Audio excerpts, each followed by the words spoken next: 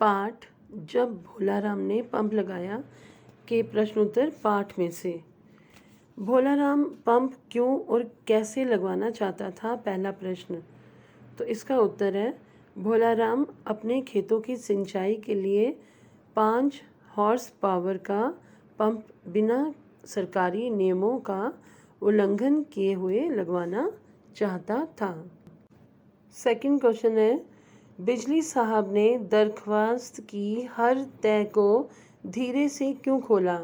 And it's answer is, जब भोलाराम ने बिजली कनेक्शन की दरख्वास्त बिजली साहब को दी तो उन्हें लगा कि भोलाराम ने दरख्वास्त की तह में कुछ रुपए रखे होंगे, कई रुपए गिर न जाएं, इसलिए बिजली साहब ने भोलाराम की दरख्वास्त की हर तय को धीरे धीरे से खोला।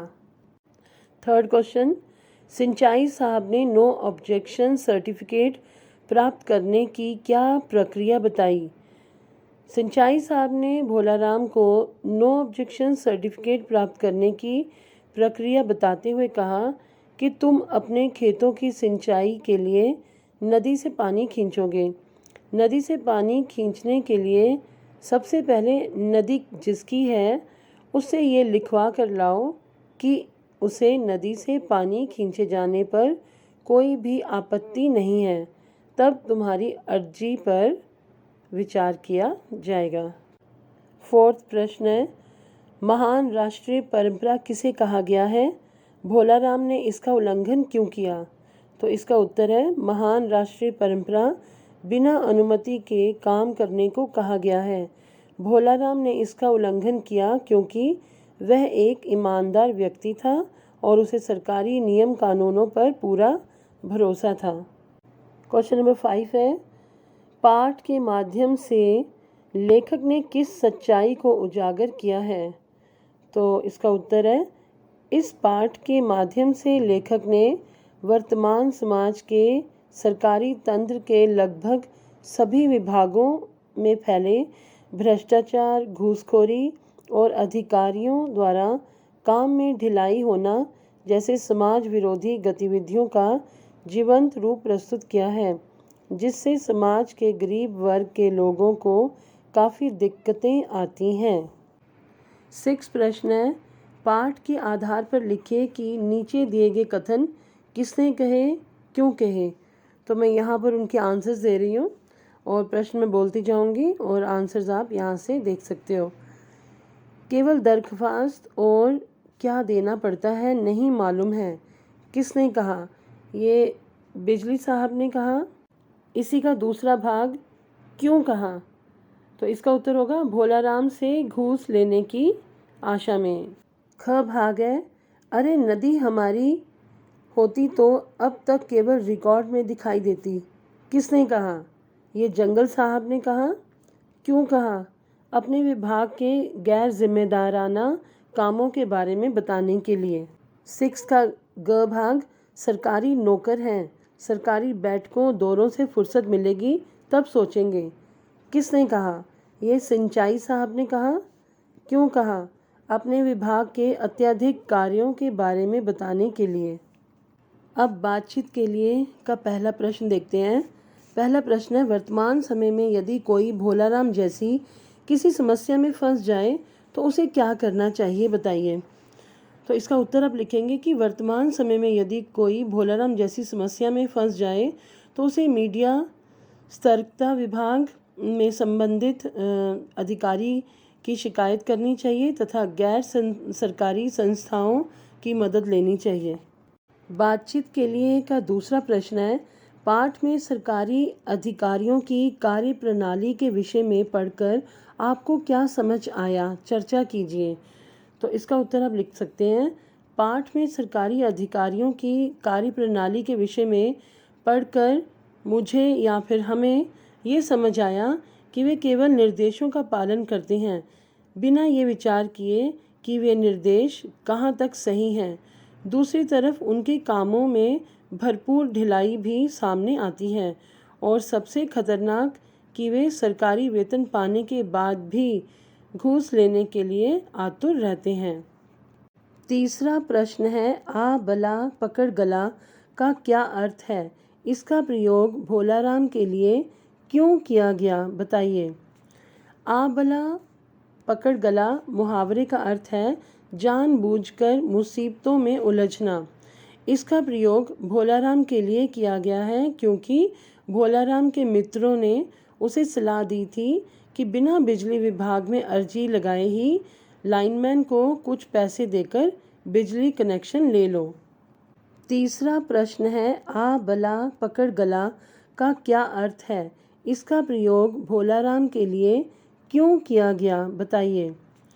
आ बला पकड़ गला मुहावरे का अर्थ है जानबूझकर मुसीबतों में उलझना। इसका प्रयोग भोलाराम के लिए किया गया है क्योंकि भोलाराम के मित्रों ने उसे सलाह दी थी कि बिना बिजली विभाग में अर्जी लगाए ही लाइनमैन को कुछ पैसे देकर बिजली कनेक्शन ले लो। बातचीत के लिए का फोर्थ प्रश्न है अरे नदी हमारी होती तो अब तक केवल रिकॉर्ड में दिखाई देती, वास्तविकता में पेड़ों की तरह कब की साफ हो गई होती। कथन का अर्थ समझाइए। इसका उत्तर होगा इस कथन का आशय ये है कि सरकारी तंत्र में वास्तविक काम केवल रिकॉर्ड में ही देखा जा सकता है। सच्चाई में तो प्राकृतिक चीज़ों का केवल अंधाधुंध दोहन ही हो रहा है। अब अनुमान और कल्पना के 3 क्वेश्चंस देख लेते हैं। पहला प्रश्न है इस पाठ के लिए कोई एक अन्य शीर्षक सुझाइए व उसका कारण भी बताइए। तो इसका उत्तर आप लिख सकते हैं इस पाठ के लिए बेबस किसान शीर्षक रखा जा सकता है क्योंकि इस कहानी की सारी घटनाएं आरंभ से अंत तक भोलाराम के इर्द गिर्द ही घूमती नजर आती हैं। अनुमान और कल्पना का सेकंड प्रश्न है पंप लगवाने की प्रक्रिया के दौरान भोलाराम की सोच में क्या क्या परिवर्तन आए होंगे? बताइए। तो इसका उत्तर आप लिख सकते हैं पंप लगवाने की प्रक्रिया के दौरान भोलाराम की सोच में बहुत परिवर्तन आए होंगे, जैसे उसका सरकारी नियम कानूनों पर से विश्वास उठ रहा होगा, अधिकारियों के प्रति घृणा भाव पैदा हो रही होगी और अंत तक वे ये मान बैठा होगा कि नियमों का उल्लंघन करने से ही काम जल्दी होते हैं। तीसरा प्रश्न है पढ़ लिख कर यदि आप सरकारी अधिकारी बन जाएं तो आप कौन सी कुरीतियां दूर करना चाहेंगे? कुरीतियां मतलब बुरी बातें जो समाज में फैली हुई बुराइयां जो हैं, ऐसी कौन सी हैं जिन्हें आप दूर करना चाहेंगे? तो इसका आंसर होगा यदि मैं पढ़ लिख कर सरकारी अधिकारी बन जाऊं तो सबसे पहले मैं उन अधिकारियों पर कड़ी कार्रवाई करूंगा या करूंगी जो अपने कार्यों का निर्वाह सही से नहीं करते और घूस लेते हैं। घूस मीन्स रिश्वत लेते हैं।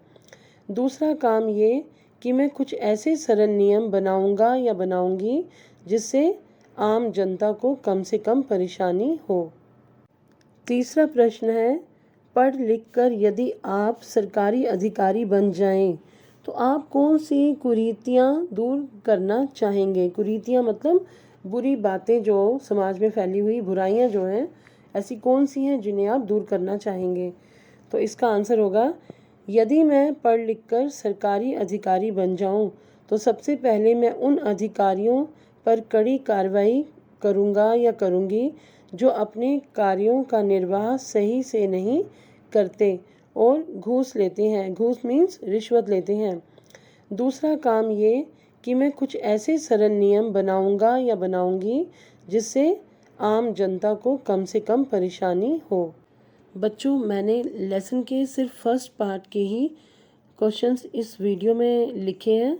बाकी के प्रश्न जो मैंने सिर्फ बोले हैं यहाँ लिखे नहीं हैं। आशा करती हूँ कि आप सुनकर उन्हें लिख सकेंगे। ये भी एक छोटी सी परीक्षा है आपके लिए कि आप अपनी हिंदी को सुधारने के लिए थोड़ा सा कार्य करें।